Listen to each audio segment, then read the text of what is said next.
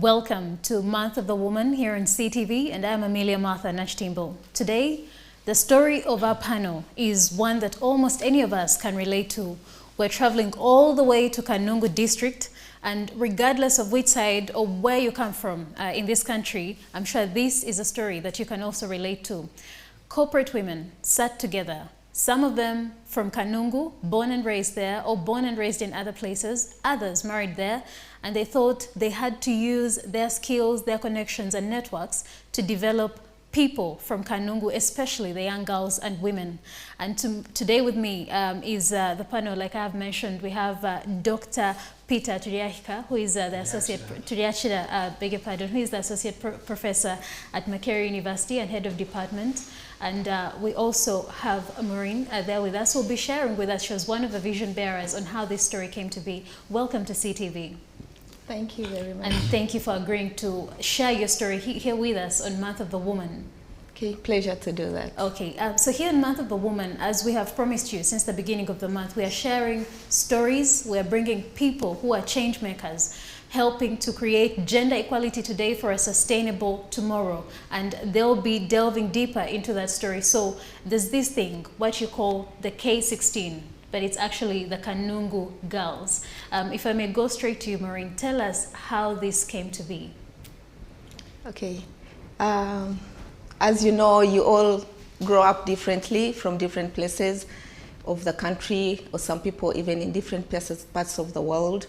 So when we were in Kampala, we desired to have a group that brings us together, share a cup of tea, share ideas, share designs, farming, gardening, anything that was fun to us. And as we met for a few times, we realized that why don't we do what about people who are in Kanungu who are not here? What can we do for them?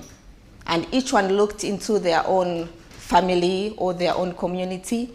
Each one of us had a few people they were paying school fees for, people they were caring for, people they were providing for, but then there were all others that were not being cared for at all.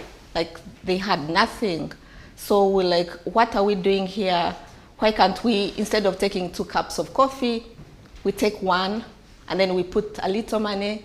Maybe it can help a girl, maybe it can help a woman. We were more selfish, we concentrated on women because that's what we identified with at that point. So everybody embraced it, and we were happy to start. 2016, we said, yes, let's go for it. And we put up a subscription for each member of 15,000 per month. That's what we subscribe. By the end of the month, we could help ourselves, like if you're sick, if someone gave birth, if someone in the village maybe is in hospital, in Kambuga hospital, and doesn't have anything to help at that time, would send the little we had. People dropped out of school, like there were some kids who had excelled, like at senior 4, and they couldn't go to A-levels. Then we found opportunities for them to join A-levels. So we realized we had potential. It wasn't just about a cup of tea. It was more than that. A cup of tea that was taken all the way to Kanungu. If you're not familiar, you've heard about Kanungu, but you've not had the opportunity to travel to southwestern Uganda. Kanungu is found, like I've just mentioned, in southwestern Uganda. It has a population of over 252,000 people. And according to research by Uganda, or the figures that are given by the government, most of the population, they're actually women. Over 52% of those are female, and then the other 47% are male. And if you're wondering what comes out of Kanungu, some of what has come out of Kanungu, and going even to the tip of Uganda, we have politicians like Chris Beremonsi, Amama Mbabazi, the former prime minister, came from there, and also Ingrid Turinawe came from there. Those are some of the people. So now, other than the ones or the names that you easily recognize, we have this panel, these women who had got educated, and men, because we also have Dr. Peter here, were educated, well-connected, are professional, are comfortable in their economic state, and they're thinking, no, we cannot just sit here in Kampala, we must go and do something. And that's how you start. Like you mentioned, in 2016, you came together. How many were you at that time? At that time, The group that first started, they were like between 8 and 10. Then the next weekend, it grew like to 12, 13. And then by like 2017, when I came in, there were like 35. Yeah. Interesting. And Dr. Peter, whom we have here, also has a very interesting story. He's a man who just doesn't sit and consume knowledge and the research that he does. You've started, I know, you've been working so hard to skill and empower young people in the universities that you're teaching, and even holding campaigns and innovations and bringing people to see what these young people are doing. And I would like to know, was that because of that, or when you heard about what the K16 was doing, is that what compelled you to work with them? Yeah, definitely. Personally, I believe in giving back to the community. And that's where even in my studies are focused. Because my PhD is in business management, but focusing on corporate social responsibility. Right. And therefore, that is a concept that encourages giving back to the community. So when I heard about the K16, I was energized to be part and parcel of it. And I think in 2017, when the first board was appointed, I was among the board members. And because of my hard working on the board, I was even given a second term. Now this is my second term on the board of directors. And therefore, given my background also of education, I feel so much when I find children who cannot make it up to primary 7, because statistically, many youth cannot go beyond primary school. 57% cannot go beyond primary level education, and even 28% cannot go beyond secondary level education. So given that background, that's why I thought I should be part and parcel of K16, so that I can also give a hand in helping the youth, particularly the girl child. Yeah, and one other thing that you haven't told us is you're passionate about SMEs. And in the research that you do, it's also partly to do with SMEs. And I understand that the work that the Kanungu girls are doing right now is also empowering, especially women and girls. Like she mentioned, they're being selfish, concentrating on the women. And according to the figures that we've seen, the women make the bigger population in Kanungu district, and most of them tend to be marginalized. So how is your research now helping with the SMEs that are starting from what the Kanungu girls are doing? Of course, it's good you have talked about SMEs. That is also my area of interest, because the larger businesses can take care of themselves. But SMEs really need a hand, and the skillings we are giving to these girls in Kanungu focus on coming up with small micro businesses that can be able to give them some little income. And as such, we are happy that we are giving them these skills, vocational skills, soft skills, so that they are able to improve their livelihood. So therefore, SMEs, of course, given the role they play, they employ many more people compared to larger businesses. So that's why, again, I was energized to be part and parcel of K16. Right. Maureen, I understand that you've played a pivotal role in this social, what started as a social group, and you later, like we mentioned, of course, you're corporate, well educated and informed, you registered this group. But I know that you are one of the people who've been change makers, because the girls and the communities that you're reaching out to, most of them are from your immediate neighborhood.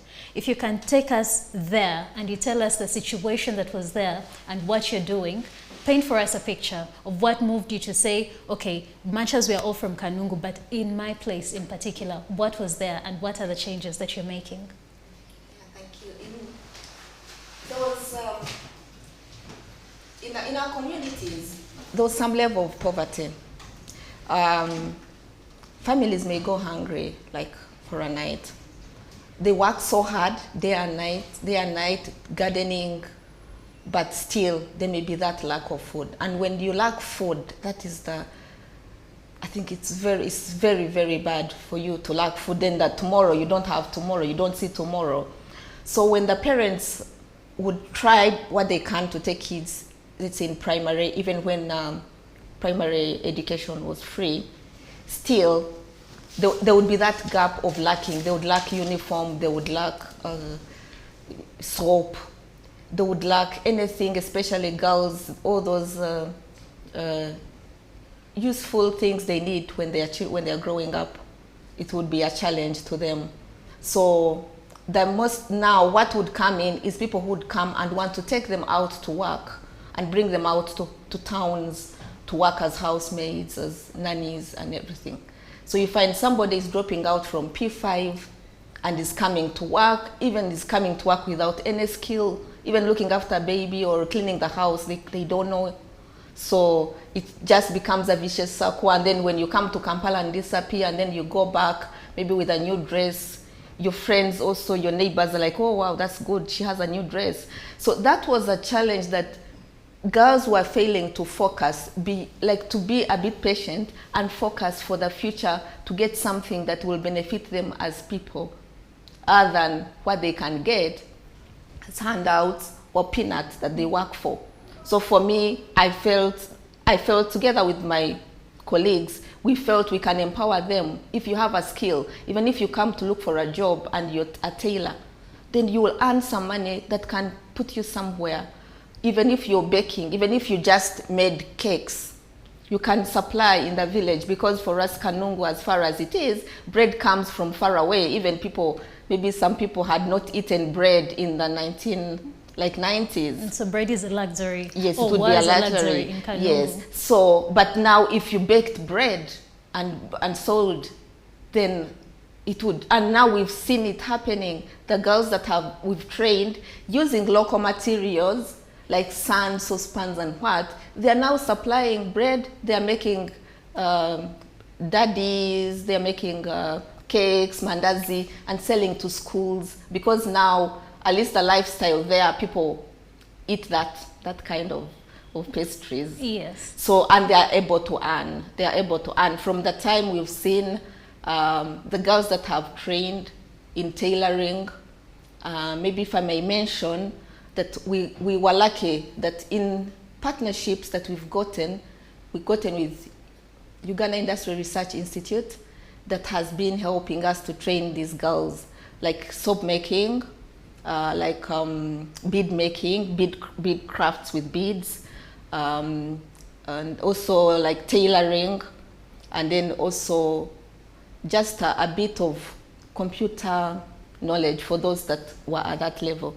So with these skills, these girls have gone back, and we can name a few girls who have done very well, who are doing very well in the community. Before you even go very far away to the partnerships that you had, I understand there were many other things that you identified when you were meeting those weekends as a social group, just a social gathering, but it was a meeting of minds. There are different things that you had identified in Kanungu where you said enough is enough, we have to do something and stop. If you can help us understand or list some of those that came out from those social gatherings that you had. Okay, yeah. There's like the opportunity to study. Say there were girls who had gotten pregnant and they had dropped out of school. So how do they continue? At the beginning, it's like embarrassment. You don't want even to be going into freely walking through the community. So what do? Do you just stay at home and sit behind in the kitchen? No, well, like now we need to also reach out for those girls that have not gotten proper education, that those skills that we are bringing on currently cater for all classes of girls, that they're able to do them and produce something better for themselves. Right. And if I may now bring it to Dr. Tudiachira, when you joined the board and you had the ideas that these women were sharing, what came to your mind as the first action that you would do?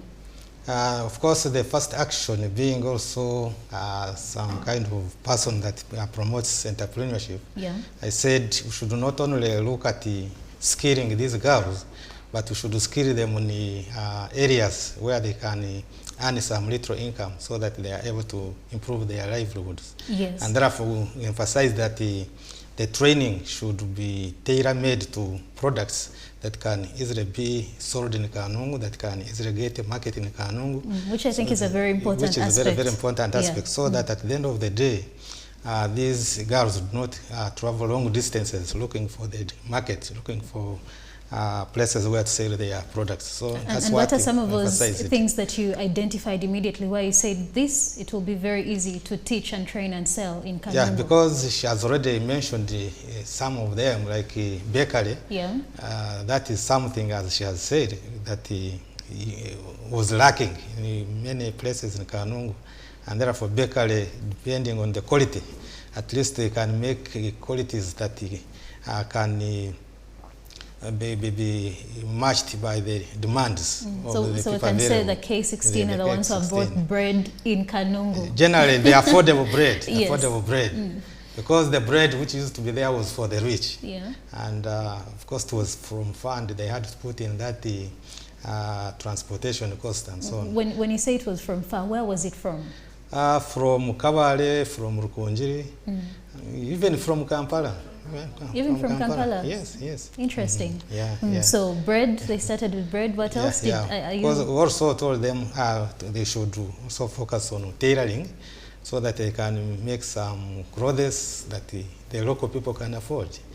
Because sometimes you find some people who are naked who cannot afford even a dress, and that's what we emphasized. Yeah. Right. That's very interesting, and I know I trust the entrepreneurship that you're doing with them, because we've seen some of the exhibitions that you've made. At Makerere. Yes, at Makerere University with the graduates that you're having, and then now you went on to partnerships, like you had already mentioned, and identifying some of those key partnerships. I know in your other career that's one point where you're really strong at. Okay. First of all, we had members that were part of Rotary International. So as they were trying to bring our cause for help, for funding, or for anything that can be contributed to, we got an NGO called IRED that sponsors schools for young children 0 to 6 years. So Rotary Daybreak, it meets at Imperial Hotel every morning. Yeah. They had a member that was from that group who was very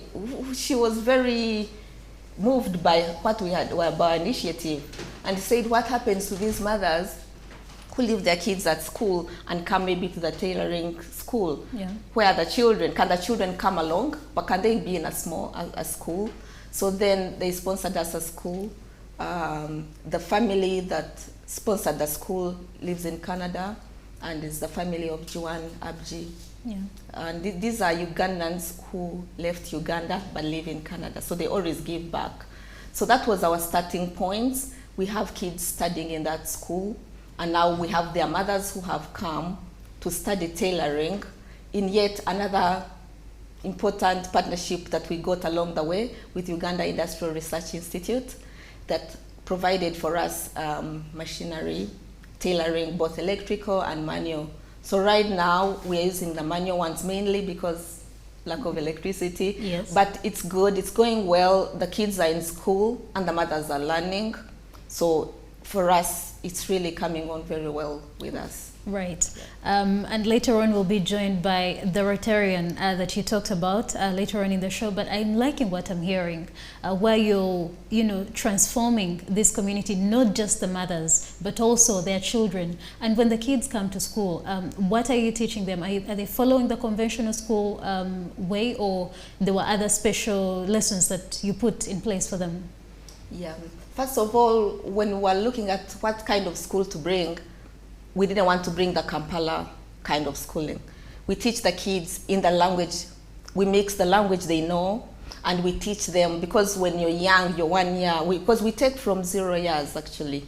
So when you're young, you don't need to learn like immediately. So there are certain skills that we give those young ones.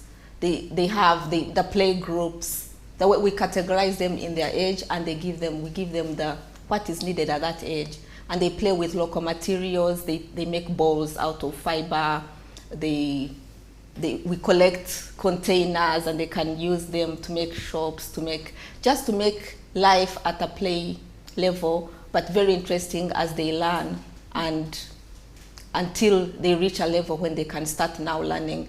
The older ones who are like 5 years, they start to learn, like here, how learn alphabet, everything. Which I believe also brings in a point of safety that you might have been worried about when you thought about bringing these children to school. Yes. Right. We are going to go for a very short break, but when we return, we continue with this story of the Kanungu girls, or the K16 network. They are women who sat and recognized that there was a need in the communities where they came from. And what's more compelling is that not all these women are born or originate from Kanungu. Some of them are married there, and they thought they have to create change in the communities that they came from. CTV Month of the Woman takes a very short break. Don't blink.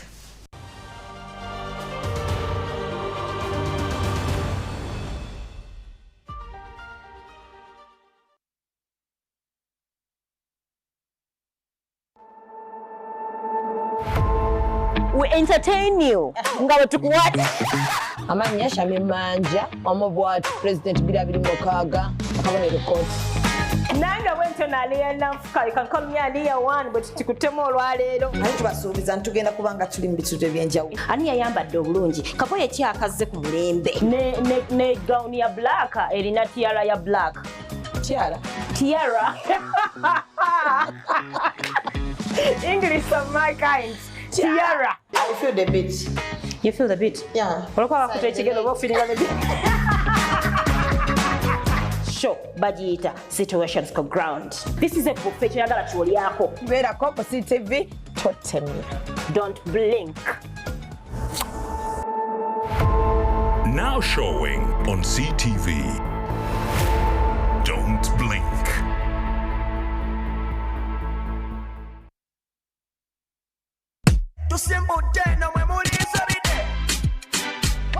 Now Ugandans, as you know, us tuli bantu abatayagala kututegerera wadde.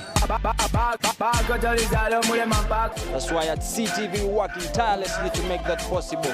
Now my name is Tim Cash, and alongside one DJ Frost we bring you the brunch time request Lubabu. You make me jump like kangaroo. I really love the Vixen. Wamanya Jet Bonge. Dance for me, chicky bonge number one. You're not you the ginger. If you know you the cause you drop. Now this show happens every single weekday between 11 a.m. and 1 p.m. Now showing on CTV. Don't blink. Let's hop in my Maserati.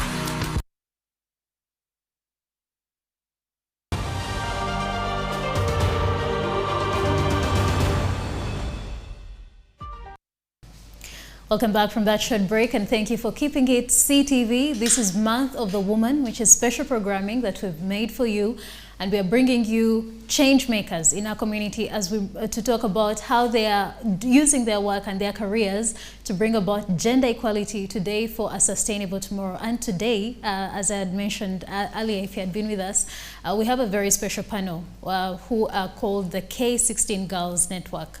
And this is a network of corporate women who came together to bring about change in their home district, which is Kanungu district. And they've been sharing with us how that story came to be. And we've also been joined by another guest on the panel. Ken, you're welcome. Thank you very much. Good morning, viewers. Yes. So you found us talking about, the journey that has gone, that K16 has gone through so far. But I would like to take you back to your own personal stories, even we go very far. Many of us, as I've discovered, we have compassion. We want to bring change, especially we want to help the girl child and women. We always want to be, compassionate about women. However, what is it about you, and this goes to all of you, you'll share with each of us. What do you think shaped you to do something eventually? There's thinking about it, but then there's rising to the occasion to do something about it. Thank you very much. My name is Ken once again. When I would go back home for holidays, I would meet some of my former classmates. Girls who were bright in class, but maybe who didn't have the opportunity to go ahead in studies. And maybe during Christmas, they would come home to help out cook for the guests, or to help out with house chores at home. And it didn't make me proud. Didn't make me proud. And I said, okay, this is me. I'm here in Kampala, doing quite well. But these are my childhood friends who were clever enough in class, maybe even cleverer than me. But because maybe of the economic circumstances, the financial situation of the parents, they couldn't make it up to secondary and university level. So when we were sharing ideas, and of course you have to give them some little handouts, soap, little money, and they have babies, you have to carry maybe used clothes for them. But it didn't make us proud. So when I was exchanging with some of my friends from Kanungu, Gloria, Maureen, and others, we said, no, we can't continue like that. Let us uplift these women. Because when you uplift the family, when you uplift a woman, you uplift a family, and eventually the entire community and the entire nation is uplifted. So that's how we started. We didn't know that it would go this far. We didn't know how to go ahead with it. Maybe we thought maybe we'd be donating clothes like at Christmas. But we put our heads together, and now we are an NGO. Now we have international partners. We have many well-wishers. Our board is composed of well-wishers, and they donate very generously. They are helping us put up a 700 million block for skilling our women in Kanungu. The president has taken note of us, and he has promised to help us. The RDC, the local administration at the district, they are all working hand in hand with us to uplift the women and to take Kanungu girls to another level. That's a very compelling story indeed. I think I'll continue saying that because I think we should all pick a leaf from there. If I'm to come to you, Maureen, I know you've already mentioned some of the journey, but if someone is now watching and maybe they're from Kanungu or even a neighboring district like Ntungamo, and they're thinking, okay, these people have done something. What is it about Maureen that has helped her to become the person she is today, that she'll have compassion and act on it? What do you think inspired you to do that? Yeah. What inspired me to do this is, for me, I didn't grow up in Kanungu, and every time would go to Kanungu for occasions, parties or Christmas, and every time, for all the time I was young, not understanding, to the time I was mature enough, like in 30s, it was always the same. I would always find it's the same. If it was that tiny shop, it was just that tiny shop. So you saw no progress? I was seeing no progress. And in my heart I was like, but other places, people are growing. Things are changing. What is it with us? What can we do? Then that's how we, as you know, we put our heads together, like Kin has already mentioned. We have to do something. In a small way, but let's do something. Not just keep here silent and let things move that way. Right. We had a panel here yesterday, and one of the things they challenged us on, especially as Ugandans, is to think big. Don't just sit and, maybe complain or do something about it. That's what I'm hearing from your story. Dr. Triachida, yes. Someone might look at you and they feel, professors are there. Of course, it has to be someone like that. What shaped your journey to move from being, someone from where you're from to becoming the professor you are today, and not just the professor, but also giving back? What do you think inspired you to do that? Definitely, I was among the lucky people in my district, but also particularly in my village where I was born, because there are few families that educated their children beyond secondary level. But I attribute this to the forecast that our late parents had, because they were able to educate us and our family, and the degrees in my family cannot be comparable to other areas. And from that, given our background, we treasure education so much. Without education, I wouldn't be where I am today. Without education, even all of us wouldn't be here in Kampala, would be possibly languishing in our villages. So that's why whatever I do, I try to think that everyone, regardless of the background, should get some level of education. It can be in the form of vocational education, can be technical education, can be this other form of educations. And therefore, that's why I am inspired to ensure that I inspire others in my village also to reach some level where they can be able to provide for themselves, to provide for families, but also even provide for job opportunities for others. So that's why I was inspired to be part and parcel of K16, so that we are able to uplift the standards of our girls. Right. Yeah, and one of the things that you've already mentioned is that you're taking on education programs. But now to take it back to Kanungu, indeed, what would you say is causing a lot of girls to drop out of school, other than the financial background? But if you can paint for us a picture for someone who might be sitting here and they do not know what exactly goes down in southwestern Uganda, what causes the prevalence of the dropouts? Generally speaking, of course, you have mentioned finance. Poverty is one of them. But beyond poverty, we have other factors. For example, lack of role models. You know, if you don't have an educated person in a family or in a clan, nobody will be interested in getting education. Therefore, that is a very, very big factor. But apart from that, we have also early pregnancies of these girls, because most of them cannot go to school, and therefore they get married at the age of 12, 13, 14. And therefore that also hinders their progress in education, but also in other aspects of life. Then we have peer pressure. Some of these girls see their colleagues coming to Kampala to work as maids, and when these maids go back during Christmas and whatever, they see them with different dressing styles and so on, hairstyle. So these girls also say, why am I studying? So they also decided to drop out. But again, you find that most of the parents are also uneducated, and therefore they don't have the morale and interest to educate their children, especially the girl child. They think the girl's role is to be a housewife, and therefore, as long as one completes P4, P5, they say you can get married. So generally, those are some of the factors that hinder girls from pursuing further education. I see you ladies nodding. It's like you're seeing examples of, you know, some of those people coming to mind. Yes. Yeah, you can see so. And you mentioned, for example, that friend of yours, that classmates of yours that you've been with. I don't know if you have any other reasons that you've seen that might differ from what, or to add even on to what the professor has mentioned. Yes, there's the cultural bias. Boys are favored, are preferred. You know, when it comes to privileges, say like education or land, boys are favored and girls are left home to dig, to cook, and to get married.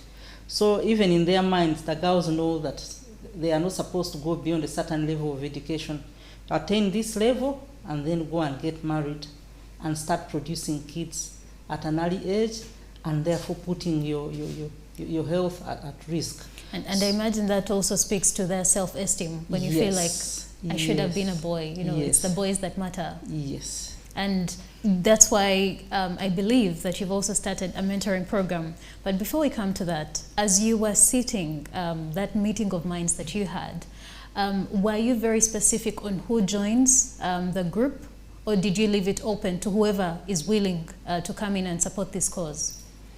No, it was closed to Kanungu. Girls that are born in Kanungu or married in Kanungu or have some kind of investment in Kanungu.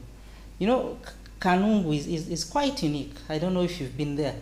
It's a very beautiful place, but it's kind of hard to reach because of the road network. Yeah. So in a way, also that one binds us together. So we said, we know our challenges. Let us be a Kanungu thing, a Kanungu women thing. And no wonder we've stuck together. Because when we say it's time to travel to Kanungu, maybe there's a function. You have to be ready to go on an overnight bus on that rough journey. When we say it's time to go and receive maybe the sewing machines that were donated by Uganda Industrial Research Institute. You have to volunteer to go on that long journey. So we said, let's do it together. So it's still a closed thing. Yeah, even among the women from Kanungu, were you selective, were you intentional, if I'm to use the word, on who joins? Because if you're to cause change, you will need people like you who are fiery. So did you say, okay, yes, even among those who are from Kanungu, we need so and so and so and so, or you just left it open to whoever? It was mainly commitment, because we believe that everyone has a particular skill that they have to bring on the table. It doesn't have to be professional, being very highly educated, but it's the commitment. So when our minds meet together, we see what each one has to offer, what each one has to put on the table, and we proceed with that. Okay, now let's go to, once you did that, you traveled, you start meeting the girls. How did you, or how many people did you start with, and what was their reception when you started talking to them? I think we started with a baking project. One of us, she's a baker, she makes professional cakes. Yeah. She offered to train the girls. By that time we had leased a facility in Kanungu town. So she went there for the first week. Each one nominated a girl from the village. We made sure that we get a girl from each of the sub-counties. Would it be someone you knew, or someone recommended by someone else? Someone recommended by us, at least. Yeah. Someone who we knew is needy. And we had to get recommendations also from the LCs. Yeah. So we got the first 17 girls from the 17 sub-counties and gave them a skill in baking. I think that was our very, very first project. And then from then, Maureen donated some sewing machines, I think 3 of them, which we still have. Yeah. We went to tailoring, and we got a lady from within Kanungu. She trained them. We proceeded from there. That's when we started attracting the attention of the public. Yeah. One time, His Excellency came there to launch the roadworks for the Rukunjiri Kanungu Road, and he noticed our facility, and he said, no, he noticed our purple uniform, and he said, I want to talk to those ladies. Smart ladies in purple. What are they doing in Kanungu? Yeah. So we talked to him, and he promised that we will be helped. State House will help us. We are still waiting for that help. We know it will come. It's never too late. With time, because anyway, Yes. you're rolling. Yes. So I'm imagining that if you go to a place with such need and you start your works and they are being recognized by the public, the feedback, or the people who want to be part of you, who also want to grow, because you've opened their eyes to something they had not seen. So how did you handle the large numbers that came to you, and yet I believe at that time there's only so much you could do? We resorted to training in shifts. Good thing our facility had a place where people could sleep. So like the ladies who are coming from... So you constructed dormitories, or you... There were not dormitories. It used to be, it was at first a residential house. Yeah. So there was the guest wing and those other rooms. So we made the bigger rooms, the training rooms, and the girls who were a bit from far could use the guest wing and the other rooms to spend the nights. But now, where we've since bought our own land and shifted to our own home. So that's why we now have an early childhood development center, which was constructed with the help of Rotary, in particular the Rotary Club of Kampala Daybreak, and IREAD. IREAD, it's an international NGO from Canada. And they put up a facility, so the girls partially study from that facility, and we've put up a big tent. But right now, we've fundraised for the big skilling center that is going to be our permanent home. The first phase is going to cost us 700 million. And we are, with the help of our well-wishers, we are getting very close to that. Our board has played a big role in this. We can't thank them enough. In fact, it's going to be named after our board chair, Mrs. Sylvia Aline, because she has really mobilized our well-wishers. And we, very soon, the construction will start. We've already selected the person who's going to be the contractor. Right. So very soon we shall all be housed in one place. It shall even offer sleeping facilities, and maybe also some extension of like a tourist facility. So that will be the residential area and all the training, the training facilities. Yes. The first phase. It will house the tailoring. We are looking at having the tailoring in 2 sections. the training and the commercial, because these, however much we are training, we still need to support the training, buy materials for training.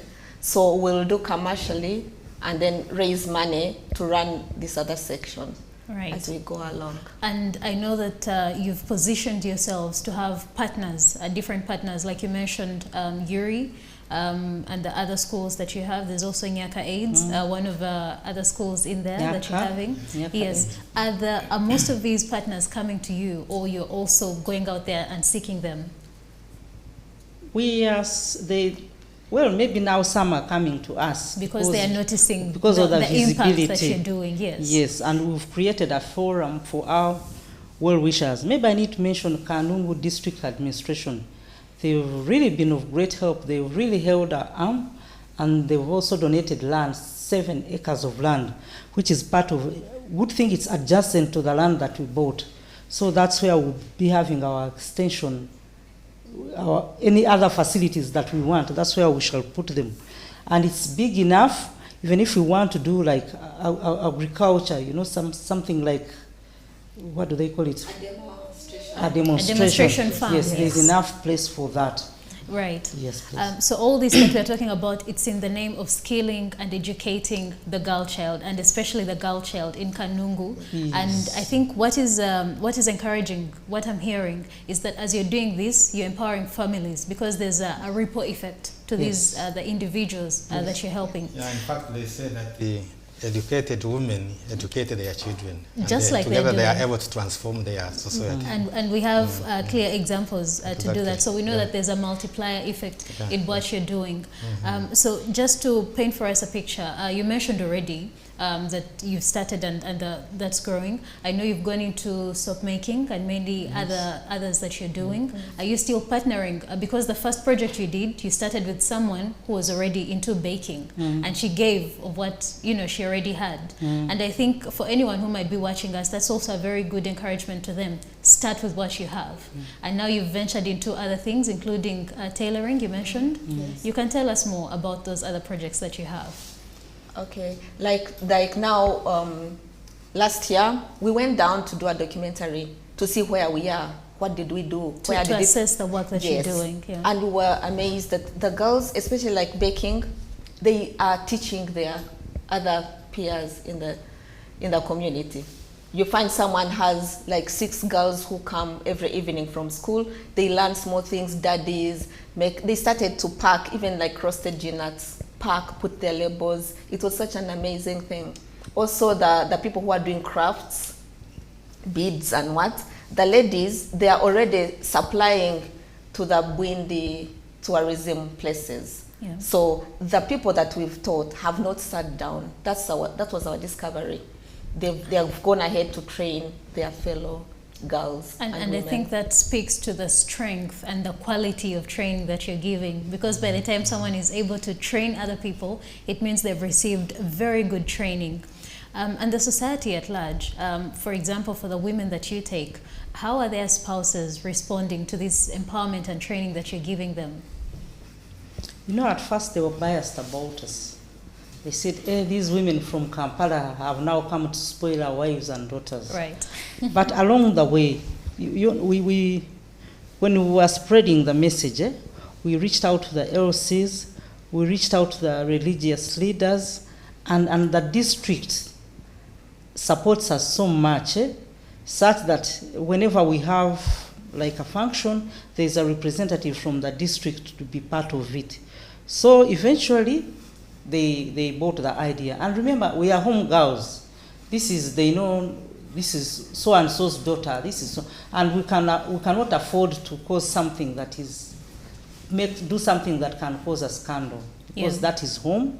And even these girls that we are training, we know them. This is so and so's grandchild, so they are kind of connected to us. So people know us, and they know we are respectable women, and they trust in what we are doing. And anyway, it's visible there to see. Our center is there. You can go there and see what we've put together.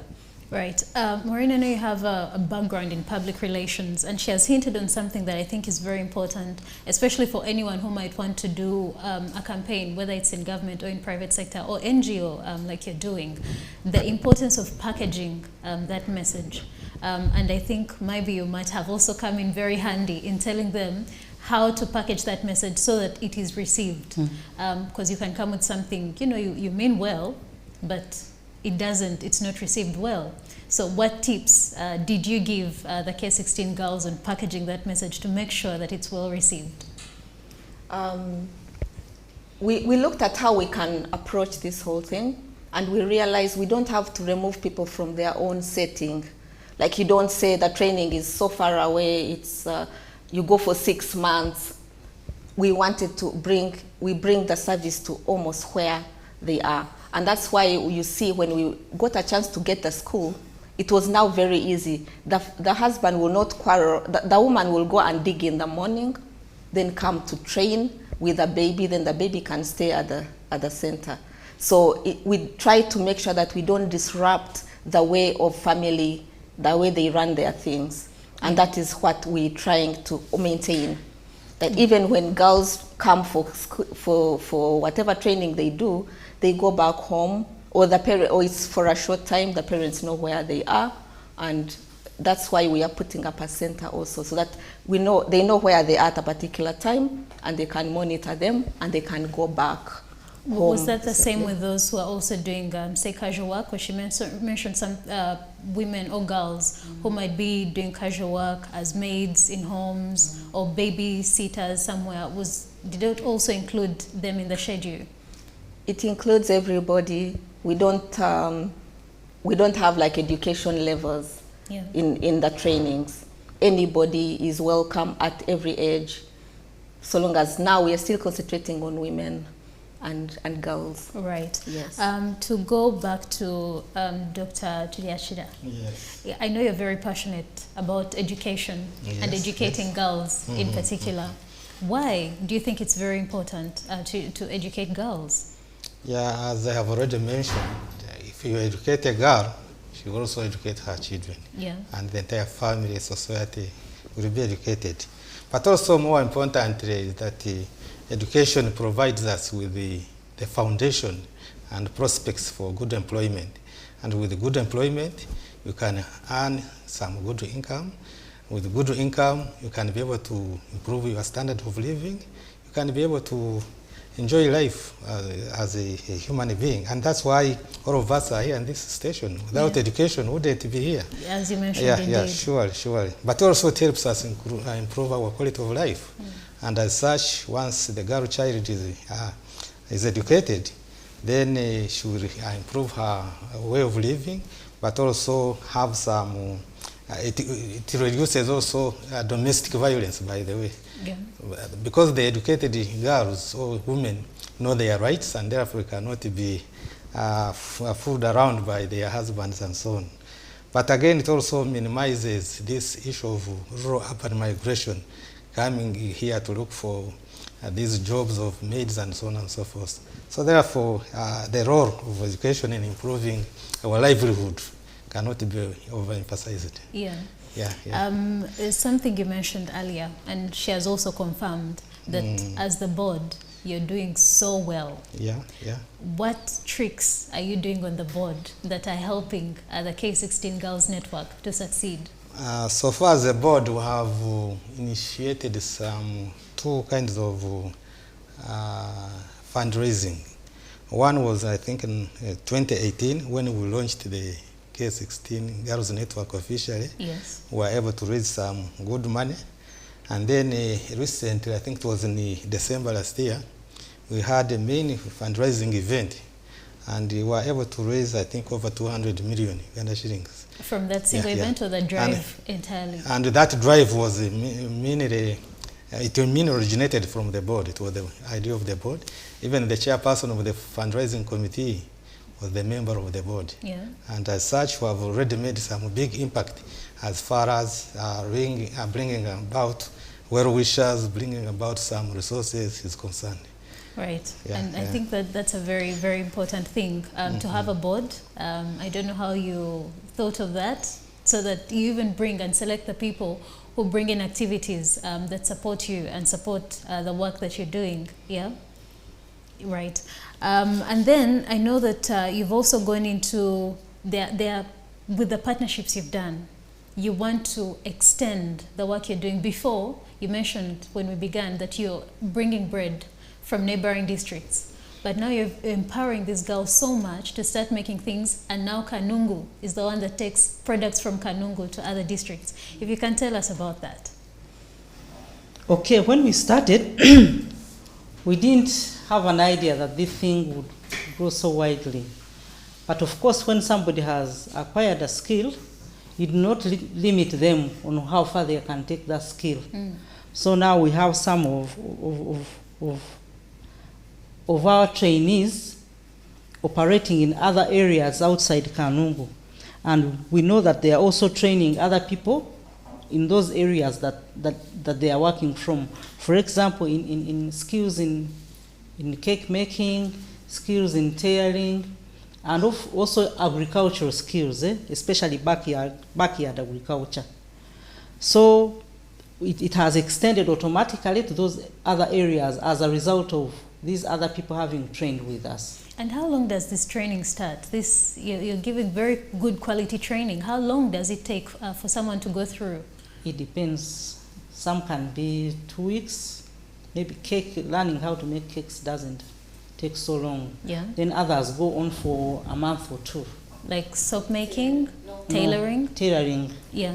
We had a recent one which was sponsored by Yuri, and it took about 2 months. I know that you're on a mission to not just dress Kanungu, like the professor mentioned earlier, but you're also on a mission to dress other areas, other people from other regions. But we'll talk more about that when we come back. We're going for a very short break. This is CTV, Month of the Woman, and like we promised you since the beginning of the month, we are holding conversations that are helping us to bridge the gap of gender equality to empower women and girls in society. And our panel today exemplifies that 100%. These are people that have come together to empower the women and girls from where they come from, and that is Kanungu district. We'll take a short break. Don't blink.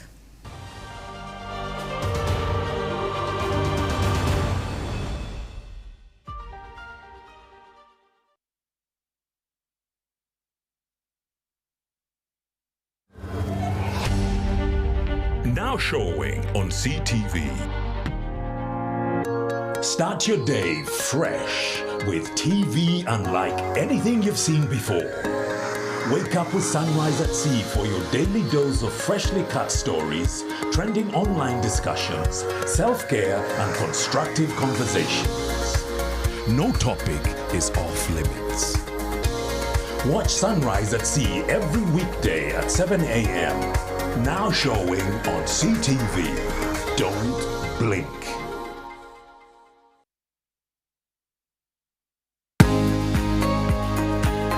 As we embark on a journey to realize our full potential, we all need expanded minds and limitless possibilities. We need to be accurately informed. CTV is your growth partner.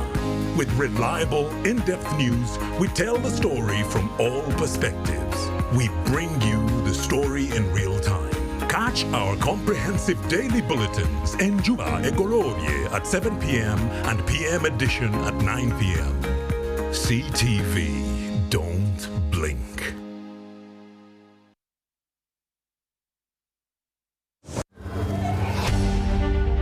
Now showing on CTV. Start your day fresh with TV unlike anything you've seen before. Wake up with Sunrise at Sea for your daily dose of freshly cut stories, trending online discussions, self-care and constructive conversations. No topic is off limits. Watch Sunrise at Sea every weekday at 7 a.m. Now showing on CTV. Don't blink.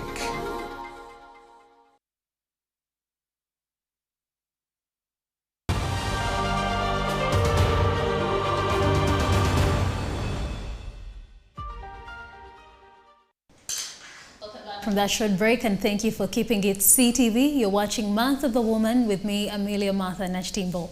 And today with me, we have a very special panel of people here with us who are doing change in the community that they come from. They've already taken us through where they started from.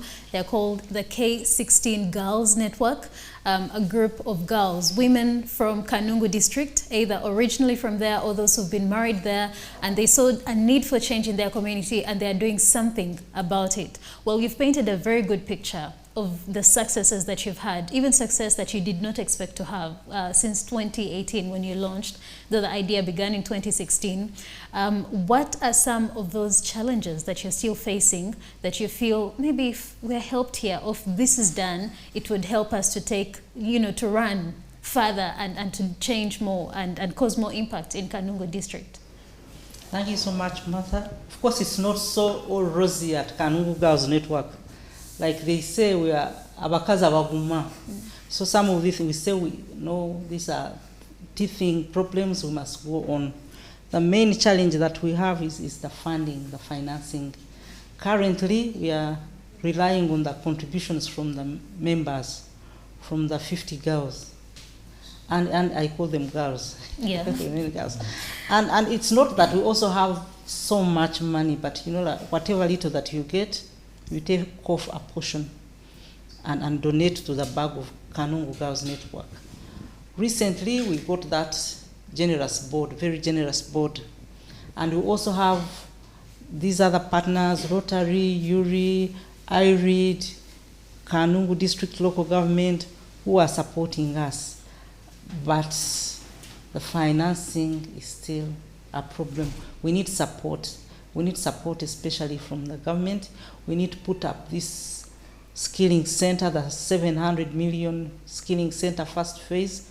We cannot do it on our own, so we wish to appeal for support for that. So what Kid is saying is that the dream is so large. As some people might say, the harvest is large, but the laborers are few. So that's a rallying call to enable you to do the work that you're doing. You've already done so much, it's already been recognized, but you wish you could have more people on board because there are more people to be helped. Do you agree with that, Maureen? Yes, and the fact that such services that we're providing are rare.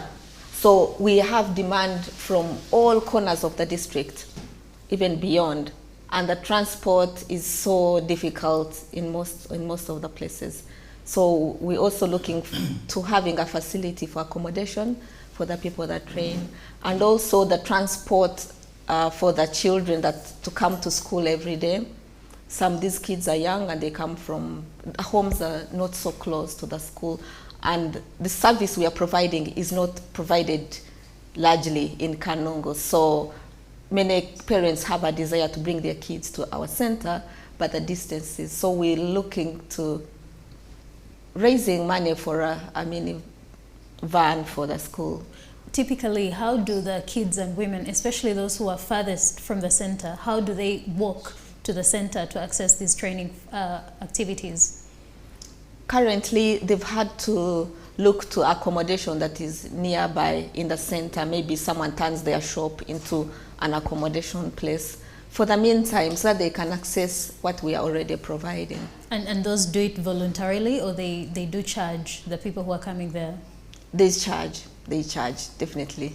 They charge them? They charge, yes. Well, that's also creating another business opportunity for someone else out there. Right. I think another challenge I see is the sensitization of the parents to release their children to go for those training skills, because some parents are unaware, and we have to be open. Some parents are unaware, and when we talk about this skilling center, not all of them, not all parents are aware of it, not all girls are aware of it, because the center now is situated in one sub-county, and the Kanungu has so many sub-counties. 17. Yeah, 17, yeah. So there is a need for sensitization about the existence of this facility. And there I think K16 needs to involve national leaders, they need to involve local leaders to do some campaign about the existence of those facilities and how the children, especially the girl child, can benefit from them. Right. And the reason why you're rallying for support, like we mentioned earlier, is because there are so many opportunities that are still existing, so many opportunities that you're seeing and things that you want to do. If you can recap for us, because I think you hinted on some of them earlier, the opportunities, what's the future for Kanungu girls? If you had all the money that you needed, what would you want to do? Martha, just allow me, if I didn't mention that we badly need electricity, the girls would kill me when I go back. We badly need to be connected to the national grid. The machines that we use for sewing need a very powerful and reliable source of electricity. We've been promised some help by our leaders, by our representatives in Parliament, and we are looking forward to that. But we need it like yesterday. Electricity. And actually, Maureen had mentioned it earlier about now that you're transitioning, you've been training girls in tailoring, girls and women in tailoring, but you're now transitioning to the electrical machines, which enable them and makes their work even easier. Because I understand that you have a dream, an opportunity, like we mentioned, to start even taking clothes and making clothes that go just out of Kanungu to as far as the Democratic Republic of Congo. Yeah, do not be shy about these dreams that you have. Oh, yeah. Yes. We are looking at that. Yeah. And we are looking at taking advantage of the new road network. You know, they are repairing the Rukunjiti Kanungu road. Yeah. So we are looking at taking advantage of that and making commodities, big garments for big companies, and bringing them to Kampala and far beyond. We are also looking at the opportunities of Congo, opportunities in Congo and possibly Rwanda, because those are our immediate neighbors. Then we have representatives in the diaspora. They've taken crafts we have in America and the UK. They've taken samples of our crafts, and people have expressed interest. In buying in bulk. Yes, yes. So we are looking at also exporting some of our crafts at a future date. When you talk of crafts, what kind of crafts are you making? Bracelets, they are beads, bags, and even shoes, sandals. Yeah. And all that will also need electricity to make the work easier and to produce en masse. Yes. Yes. For mass production, we must have electricity. Right. You wanted to mention something? Yeah, we also tap into what is available locally, like weaving baskets and all that. So when our center is fully established, we will have that component where we can use what is locally available to produce something that is so profitable for the women. Right. And I know Dr. Tuyachia could go on and on about this because this is his, area of specialty. But now, because we're not talking about even micro and small enterprises and how to skill those young people to expand. And I believe from the research that you've already done, the challenges that these people, that the young girls that you've trained and the women are not unique to the challenges that you've seen elsewhere. Yes, if you can tell us more about, especially now as they're trying to grow, you've skilled people, you've empowered young people, but they always want to produce and become, bigger industries. But there are always things that impede them from what you've found. Of course, we also need to look at the quality of trainers. Of course, K16 has got some trainers who want to train those people. Yeah. But I think currently those trainers are not enough. But at the same time, as we train, we should not only look at the quantity, but also the issue of quality. Now that we have thought about exporting some of those products abroad, then the quality matters. Of course, we are saying those girls from Kanungu and whatever, the ones looking for that market, but they are not going to consume these products themselves. They are not going to purchase these products themselves. Yeah. When they reach there, they have also to look for bigger markets for these products. And therefore, most important is that as we train our girls in these products, we should emphasize both quantity and quality because they matter a lot. But also, we should think about the market. Let's first exhaust our local markets, and then you can export the surplus, because I don't think we already have enough to exhaust our local markets. Yes, we can still thinking big, but we need also to start locally, and then the surplus can be sold abroad. Someone might argue that maybe the market here may not be very responsive, and that's why they want to very quickly, answer to the demand that is out there. Yeah. As I earlier mentioned, yes, we still need that demand outside, but I also emphasize the quality. Yeah. So emphasize the quality, yeah. Right. And I know that's one of the things that you always study and you've gone into, and especially with the young people, even those that you've trained outside of K16, when they're trying to expand, there are other things that might stand in the way of trying to, tap into the markets that they're going to. What are those other, what you might call non-trade barriers, for example? Of course, we have some, she talked about transporting goods from Kanungu to Kampala and other neighboring countries. It requires a very good transport network so that those products can reach those markets with ease. At the same time, we need also to convince the government so that those products are not taxed, because as far as the government knows that the products which are being sold around, they will put tax on them, because the government gets much of the revenue from the tax. And therefore, we need to have some good relationship with the government so that we get tax incentives as far as selling those products are concerned. So those are some of the impediments that may affect our products. All right. Can I see you thinking very hard? I see you thinking very hard and thinking of, the future that you're planning for. What are those other plans that you still have for the K16, and the inspiration really that you have for the corporate women and men who have the means and can go back to empower their communities? I wish to call those who have the means to empower their communities. I wish to call upon them just to do that, to go back and empower their communities. Because if we do not empower them, then we always have miserable people around us, and then it will cause us to be miserable. But if everyone around us is lifted up, then we are all lifted up. It may not require so much to put in so much, just a little sponsor child to get a training in baking, and then you make her livelihood better. You make the livelihood of her family, of her community, and eventually of the nation. And she will contribute to the taxes that build facilities that we all use, and eventually it will be a happier community.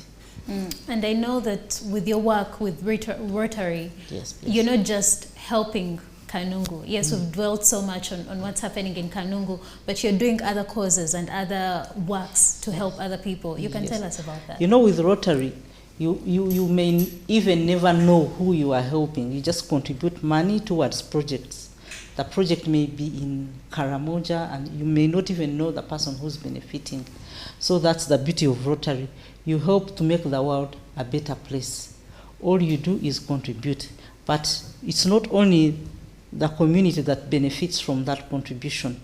Even you yourself, you network, you meet friends, you get business opportunities. So as you expand your space, helping the communities, you also expand your own space personally. Right. Maureen here also works with very powerful organizations other than K16. You've worked with the United Nations, and that does a lot of work in helping communities, and that's just outside of K16. How are you balancing the work that you're doing with K16 and other charity works that you're doing? I previously worked in those organizations, but due to family setups and arrangements, I had to leave working because I had to go out of the country for some time. So when I returned, I found that I had my own things to do other than going back into active employment. So I do this charity work, and I also trying to do some agriculture, and also like family, like work with family on the different projects that we have going. Yes. Right. Yeah. Well, that's also very good to know. And Professor. Yes. Yeah. Other than, you know, many people who've interacted with you, they know you as, you know, in the books, in the classroom, doing research. Outside of that, what other works are you doing that are also contributing towards empowering society and also growing yourself as a person? Because you mentioned something about role models. Yeah, of course, you have heard about our involvement as Makerere University in the communities, especially training some people in the entrepreneurship skills. Like in my department, which houses the entrepreneurship center at Makerere University, we have trained women in the Kampala markets, and they have been able to improve the quality of their products. They have been able to add value. We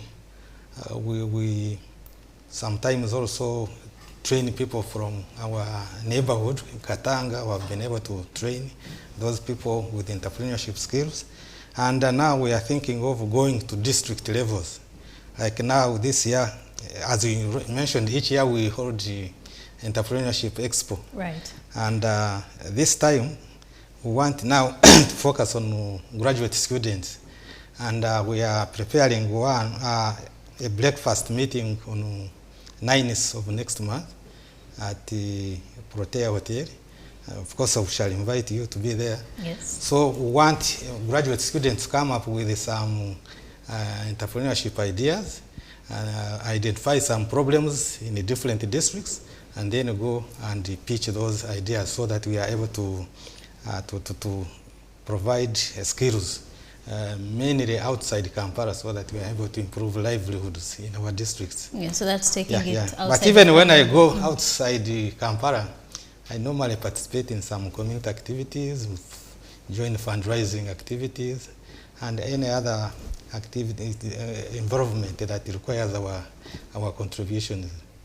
Yeah. Right. You're watching CTV Month of the Woman. We're holding conversations with people who are doing the most to bridge the gender gap in our communities by empowering women and young girls especially. And why young girls and women? Because the trends that we've seen is they tend to be disproportionately affected by injustices that happen with our community. Like our panel has mentioned, things like land ownership, access to education, and like they've exemplified in their community, that's exactly what is happening. As we part shots, I would like to task our panel to explain to us or to share with us what Women's Month means to each of us here and why you think it's important to celebrate it. Thank you very much.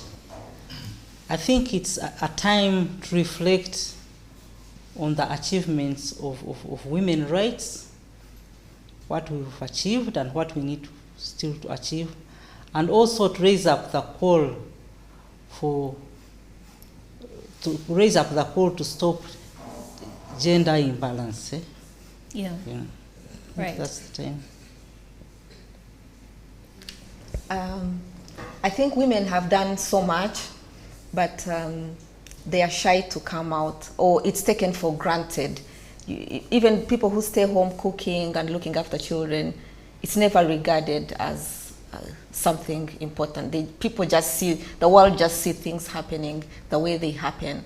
But this month is a month to reflect, to remind women and everybody in the world, like what is it that women have done and what needs to be done, and to appreciate, take time to appreciate the role of a woman in our community. Right. Yes, Professor. Yeah, regarding Women International, whatever, International Women's Day, I think there's a need also to sensitize men to appreciate that day.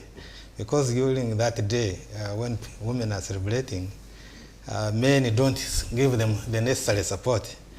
Instead of even going with them on their celebrations, whatever, we say, just one day in a year, this is nothing.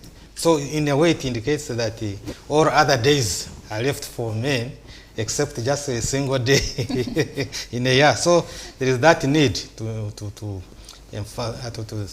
sensitize men to appreciate why that day is given to women, so that they celebrate with them.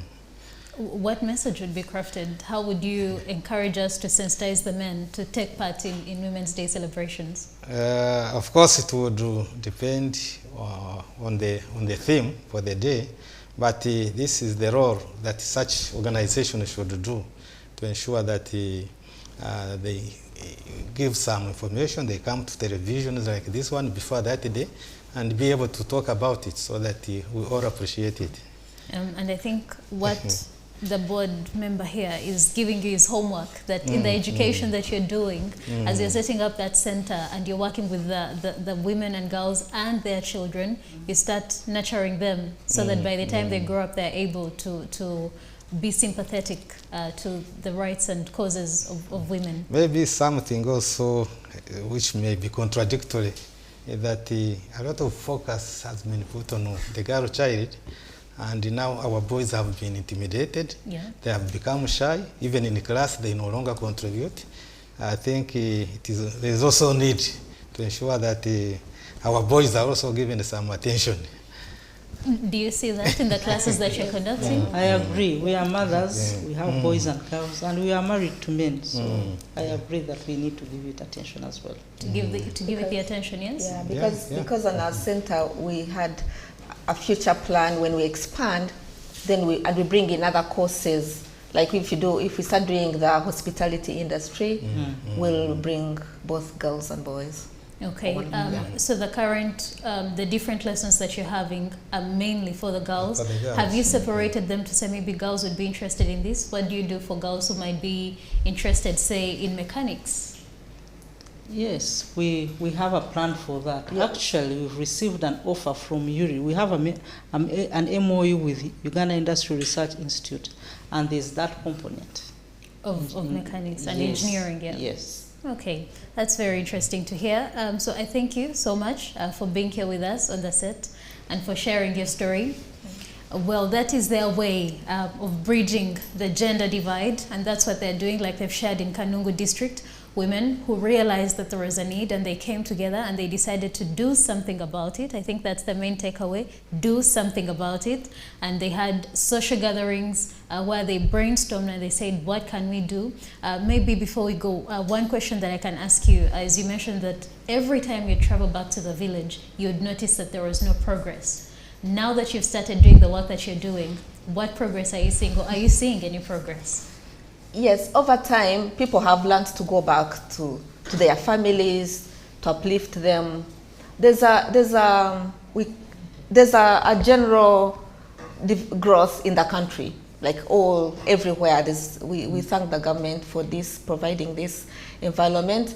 There's a general development. Yeah. So definitely the development started coming along. Yeah. So we are happy that at least we can jump on a bus and get there. So such development is helping us achieve our goal. And before it wasn't easy to just jump on a bus. The bus would drop you so many kilometers and you have to walk until your shoes are worn. As recent as which year? Those were like in the 80s, then it started getting better in the 90s. Now in the 2000s, at least the bus drops you, then you take a border, you know. We no longer strain as much as it was that time. I see Kin nodding, like there's a story she wants to share. Well, you know, it's true the development is coming, but we need more. Yes. We need more. We need more. We need an airfield. Kanungu is quite far. So we want affordable domestic flights.